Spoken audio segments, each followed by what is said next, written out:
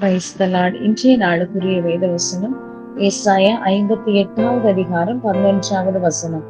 கர்த்தர் நித்தமும் உன்னை நடத்தி மகா வறட்சியான காலங்களில் உன் ஆத்துமாவை திருப்தியாக்கி உன் எலும்புகளை நிலமுள்ளதாக்குவார்.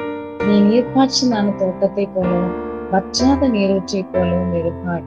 அன்புக்குரியவர்களே, இந்த அருமையான காலை வேளையிலே அருமைநாதர் இயேசு கிறிஸ்துவின் இனிய நாமத்தில் உங்களை வாழ்த்துகிறேன். இந்த சப்தத்தை கேட்டுக் கொண்டிருக்கிற அருமையான கர்த்தருடைய பிள்ளைகளே, ஒருவேளை வறட்சியான சூழ்நிலைகளிலே வனாந்தரமான வாழ்க்கையிலே வாழ்ந்து கொண்டிருக்கிறீர்களா?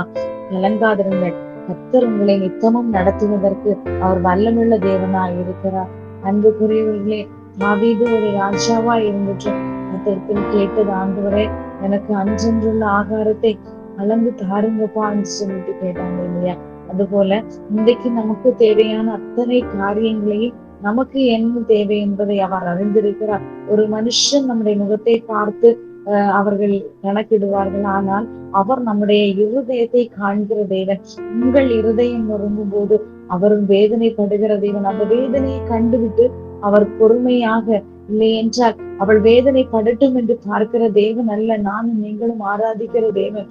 அவர் நம்மை விட்டுவிக்கிற வல்லமுள்ள தேவனை ஆராதிக்கிறோம். நெருக்கத்திலிருந்து நான் கர்த்தரை நோக்கி கூப்பிட்டேன், அவர் எனக்கு செவி கொடுத்து என்னை விசாலத்திலே வைத்தார் என்று தாவீது ராஜா சொல்லுகிறார். அன்புக்குரியவர்களே, ஒரு பட்டணத்தின் ராஜா அப்படியான ஒரு நம்பிக்கை கர்த்தரிடத்தில் வைத்திருந்தால் நீங்களும் நானும் அதை காட்டிலும் மேலான ஒரு ராஜாவை நாம் ஆராதிக்கிறோம் இல்லையா? அப்போ அந்த தாவீது ராஜா கர்த்தரிடத்தில் எவ்வளவு நம்பிக்கையா இருந்தாங்களோ அதை விட மேலால் நாம் நம்பிக்கை வைக்க வேண்டும். காரணம், அவர்கள் நியாயப்பிரமாணத்தில் காலத்தில் வாழ்ந்தவர்கள்.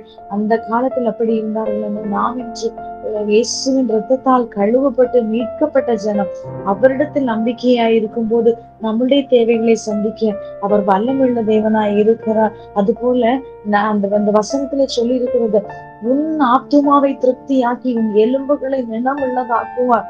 நீர்ப்பாய்ச்சலான தோட்டம், இந்த நீர்ப்பாய்ச்சலான தோட்டத்தை போல் இருப்பாய் என்று சொல்லும் போது வற்றாத நீரூற்று, இந்த நீர் ஒரு நாளும் குறைவில்லாத ஆசீர்வாதங்களை தருவதற்கும் இந்த நீரூற்று சென்று சேர்கிற இடம் எல்லாம் உள்ள எல்லாவித செடிகளும் கொடிகளும் எல்லா மரங்களும் பச்சை பசேல் என்று என்றைக்கும் பாடாத அனுபவத்தோடு இருக்கக்கூடிய ஒரு நம்பிக்கையை கர்த்தர் நமக்கு இந்த வசனத்திலே தருகிறார். அன்புக்குரியவர்களே, இந்த நதி சென்று சேரும் இடம் எல்லாம் ஆரோக்கியம் இருக்கும்.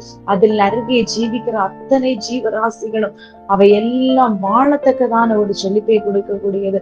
காரணம், நீங்களும் நானும் ஆராதிக்கிற தேவன் நமக்கு செழிப்பை தரும்படியா அவர் வறுமையாக்கப்பட்டார்.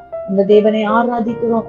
இந்த சத்தியத்தோடு சத்திய தேவனை ஆராதிப்போம். கர்த்தர்தாமே உங்களை வற்றாத நீரூற்றை போல நடத்துவாராக. ஆமென். God bless you all.